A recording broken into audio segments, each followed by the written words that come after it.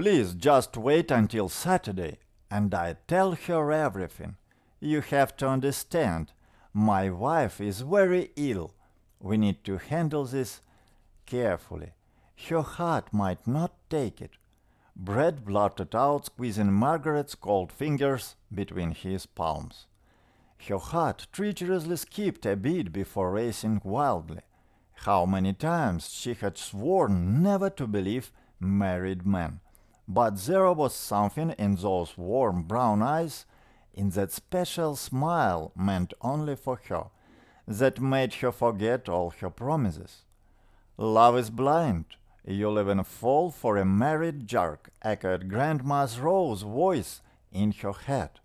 Rose Patterson was a wise woman who had weathered the financial crisis with an unfailing sense of humor and a ready quip for every situation.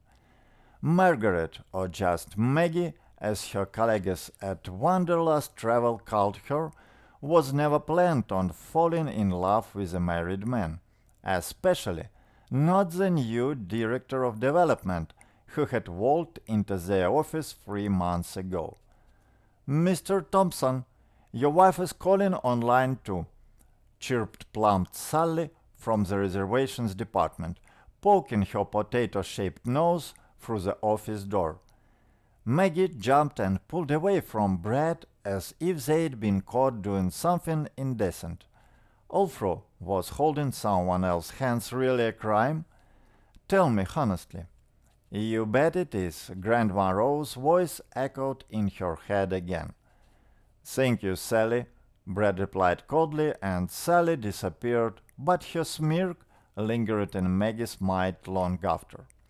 Sally was one of those women whom nature had shortchanged in both looks and charisma, generously compensating for these defiances with a caustic personality. Stocky with a perpetually dissatisfied face and small piggy eyes, she wore tasteless stretched-out cardigans, attempting to hide her overweight figure. Her every movement, every glance oozed envy. She seemed to keep a running tally of others' successes, adding them to her repository of grievances. Men gave her a wide berth, and this had transformed Sally into a silent scavenger, patiently waiting for the moment to sink her short fingers with this chipped nail polish into someone else's happiness. The office buzzed like a beehive. Employees pretended to be immersed in work, but Maggie could feel their curious glances. No wonder. The new director, a handsome man in his late 30s, had clearly set his sights on a young sales department employee. You know, honey, Victoria Irwin, the manager, once told her when they bumped into each other in the smoking area, "You can't build your happiness on someone else's misfortune. Trust my experience, darling." And how do you know where anyone's happiness lies? Maggie had snapped back then, thought she was usually the epitome of politeness with management. Victoria Irvine just shook her head. Mark my words, this won't end well. But how could anyone stop what had already begun? Her romance with Brad developed as swiftly as a mountain stream in spring.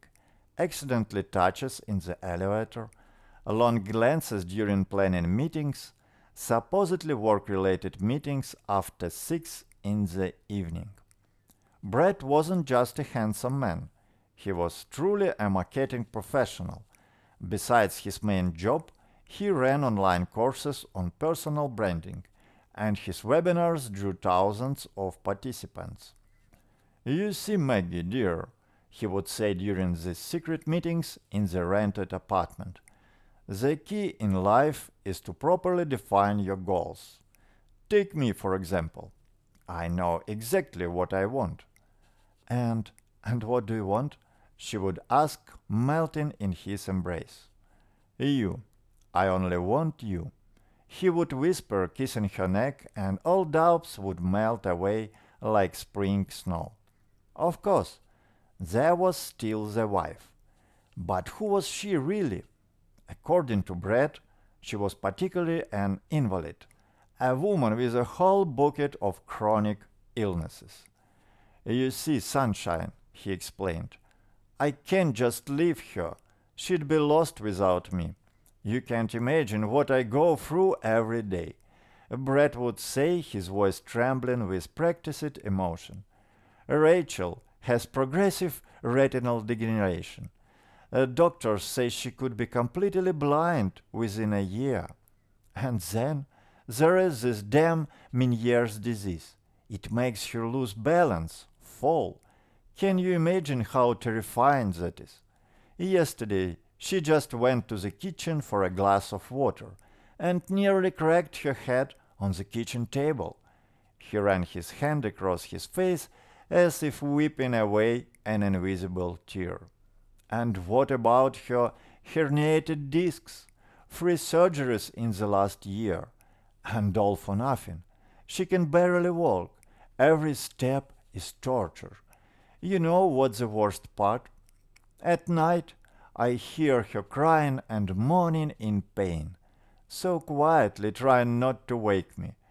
And what can I do? Just hold her hand and pray for the episode to pass quickly. He paused, staring into space, and added very quietly, sometimes my wife can't even find her pills. There are dozens of them, and each need to be taken at specific times. I've started a special notebook, scheduled everything by the hour, like in a hospital. Morning, afternoon, evening, bedtime. What else can I do? How can I abandon someone in that condition? Yes, I don't love her anymore. But is that really the main thing in this situation? She'd simply die without me.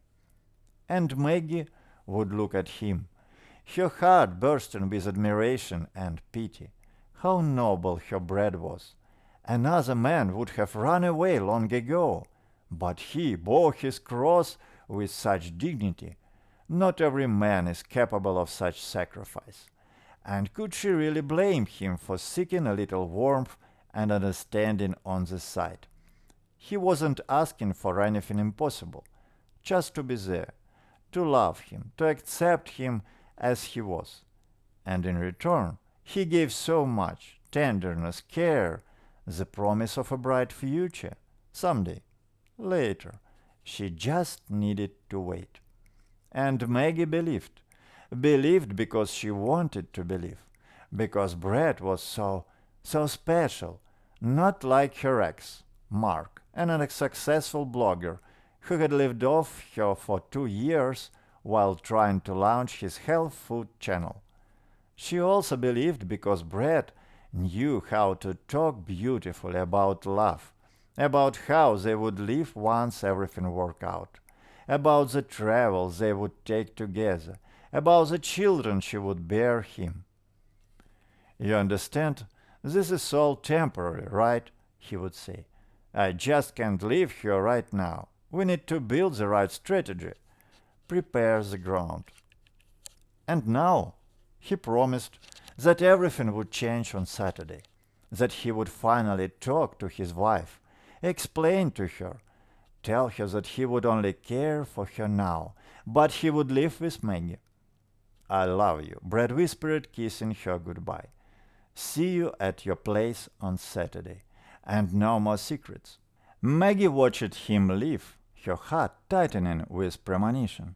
She didn't know that then in 3 days her life would be turned upside down, and that the phrase, no more secrets, would turn out to be the biggest lie in her life. Saturday arrived suddenly, like a migraine attack. Maggie paced around her apartment, checking the clock every few minutes. Less than an hour remained until Brad's arrival, and she hadn't even set the table yet. The wine was already chilling in the fridge. But there were problems with the main course. The ordered Peking duck from the restaurant was running late. Maybe he won't come, she muttered, arranging candles. Maybe something will happen again with his sick wife. God, I hope it's nothing serious. But her phone remained silent. Not a single apologetic message. No call with explanations. Unusual. Usually Brett texted her every half hour, telling how much he missed her. The doorbell rang. Her heart jumped to her throat. "Who is it?" she asked, approaching the door. "Delivery," answered an unfamiliar woman's voice. On the threshold stood a lady whose mere glance could seemingly freeze boiling water. Tall, in an impeccably tailored red coat and shoes that probably cost as much as 3 of Maggie's monthly salaries. "Well, well, well," she drawled with the intonation of an experienced prosecutor. "So, this is the spineless creature for whom you were supposedly ready to leave your family?" She measured Maggie with a look like an entomologist examining a particularly unremarkable bug. "Darling, your taste degrades with each attempt. Can this one at least speak in complete sentences?" "Rachel," Brett shrank like a schoolboy before the principal. "Let's not do this here." "Then where?" still rang in her voice. "At your favorite hotel on Pine Street, or maybe in that sauna where you took Mary from accounting while telling her fairy tales about my incurable pneumonia?" Maggie stared at this woman, and the picture just wouldn't align with the image of the helpless invalid that Brett had painted. Rachel radiated strength and superiority with every gesture, every turn of her head. "Come in." Maggie stepped aside, realizing it was pointless to argue. "Since you're here." "Oh, how sweet." Rachel regally proceeded into the apartment. "Oh, candles, wine. Brett, confess, do you use the same script for all your girlfriends? Or do you create a special legend for each new fool?" "I'm not a—" Maggie began. Of course you're not a fool, baby. You're special. That's what he told you, right?" She turned to her husband. "Come on, darling. Tell us how you presented me this time. Blind, lame, maybe even a one-legged pirate? Or was I already on my deathbed?" Brett seemed to be trying to merge with the wall. "Rachel, please." "Oh, that's my favorite." She threw up her hands theatrically. "Rachel, please. And what do you say at home?" "Yes, dear. Of course, dear. Whatever you say, dear." She turned to Maggie. "You know why he has affairs? Because at home his ex is locked in the safe, along with the credit cards and his right to make decisions. Right, Tommy boy?" "Oh, don't," Brett wheezed. "Oh, but we must, darling, we must." Rachel cut him off. "We should have done this long ago. Maybe not you'll start acting like a man instead of a poodle who soils the slippers out of fear of its owner." She addressed Maggie again. "And you, sweetie, did you really believe all this nonsense about my illnesses? I'm a top executive at an international company. I go to the gym 3 times a week, and last year I took 2nd place in a marathon, and he told you I could barely crawl?" Maggie felt rising in her throat. He said you had vision problems." "Ah, yes, my vision problems." Rachel laughed, but there wasn't a drop of humor in that laugh. "My only vision problem is that I turned a blind eye to his affairs for too long. I thought, let him play around, he'll get over it. All men are like that when they feel they're kept on a tight leash at home." The doorbell rang. "Delivery, Peking duck." "Oh, how charming." Rachel gracefully dabbed at a non-existent tear. "Just like last time, right, darling? When I caught you with that red hat from the marketing department. I believe it was a sushi platter then." She turned to the delivery man frozen in the doorway. "Come on, young man, come in. You're just in time for the family drama. Want to be the fourth? Just kidding. Put the duck on the table. It'll make a perfect prop for the next scene. Brad finally peeled himself off the wall. Rachel, I can explain. Oh, of course you will, dear. Her smile became almost tender. At home. Before I file for divorce and take everything from you, including your precious personal growth business. By the way, she looked at Maggie again. Did he sell you that nonsense about goal setting too? That's his favorite foreplay. First teaches how to set goals, then gets you into bed. A classic move, checkmate. And also, Rachel gracefully lowered herself into an armchair, crossing her legs. He must have told you about his incredible business success, about how thousands of people are dying to get into his training sessions. She pulled a thin cigarette from her purse. Did you mind? These moments really make me want to smoke. Maggie silently nodded. The delivery man backed out the door. So, darling, all his successful business runs on my connections and my money. I introduced him to all the clients. I paid for his first conference halls. I even hired a copywriter to clean up his illiterate social media posts. She smirked.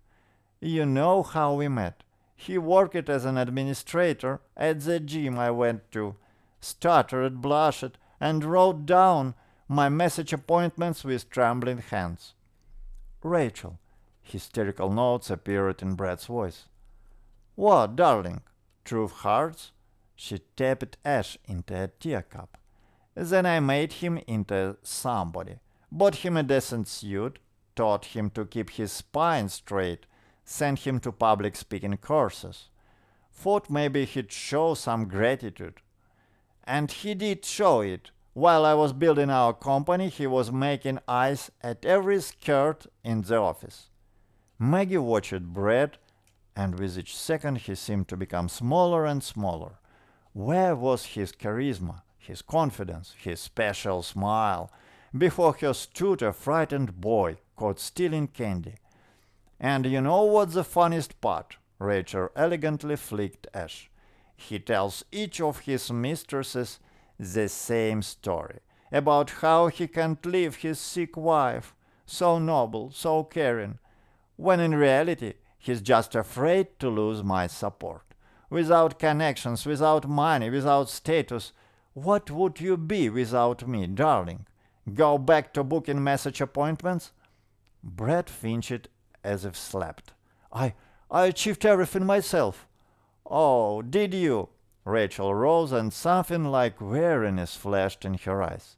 Then maybe you'll show us your tax return from last year, or your bank statement, or at least the lease agreement for this apartment, she turned to Maggie.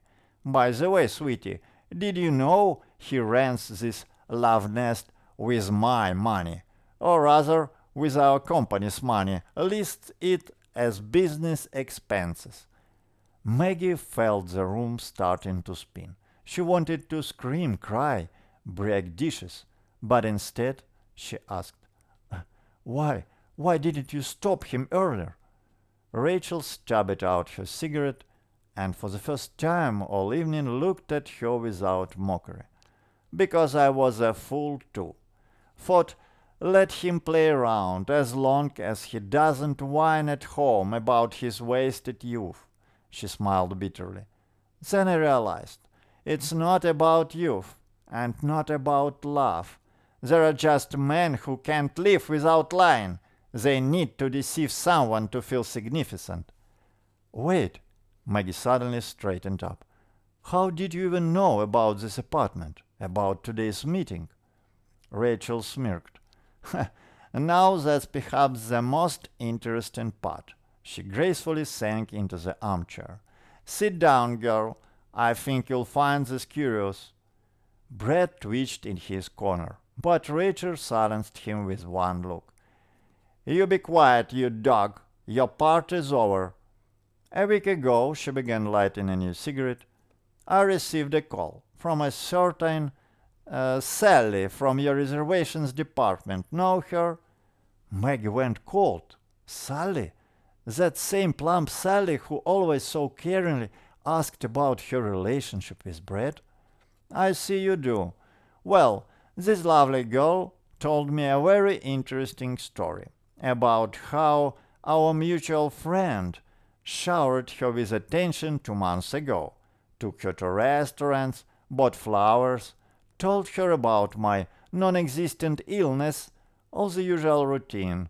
What? Maggie turned sharply to Brett. So you and Sally too, but she's ugly. And then, continued Rachel, clearly enjoying the effect, when she finally succumbed to his charms, by the way, this happened almost immediately, he suddenly cooled off. Know why? Because he started pursuing me, whispered Maggie. Bingo! Rachel snapped her fingers. Our Don Juan decided you were predator. And Sally, imagine that, turned out to be quite a spirited girl. Oh, ungrateful! Brad burst out. I was a gift from fate for her. She could only dream of a man like me. I thought I could trust her. Ha! Trust her! Rachel burst out laughing. Darling, can you even hear yourself? You took her to the same sheets where Maggie ended up a week later. And you're talking about trust? Maggie felt nausea rising in her throat. So, all those conversations in the smoking area, all those questions? Yes, she reported everything to me, nodded Rachel. Every conversation, every meeting. She suddenly looked at Maggie with unexpected sympathy. You know, at first I wanted to just make a scene, come in, throw a fit, pull your hair, but you know what I realized? That you're as much a victim as she is, as we all are. Maggie sank onto the couch, feeling her head spinning. I thought Sally was my friend. Honey, Rachel suddenly moved next to her and took her hand. There are no bad women in this story. There are just one small, cowardly man who's used to hiding behind other backs. Rachel, Brett flared up. You have no right.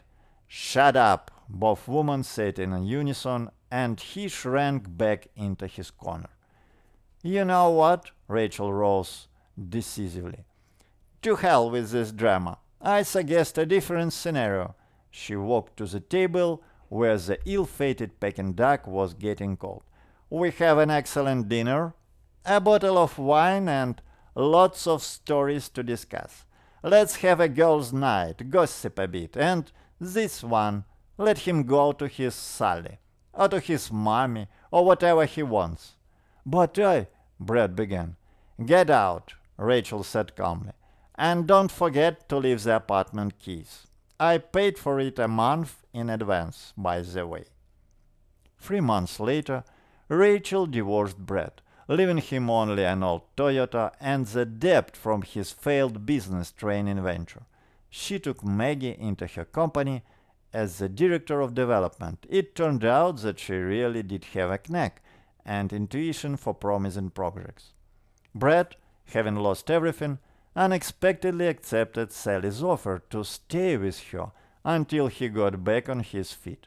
However, getting back on his feet proved difficult in her shared apartment on the outskirts of town, especially when she developed a habit of checking his phone, controlling his every move, and demanding an account for every penny spent.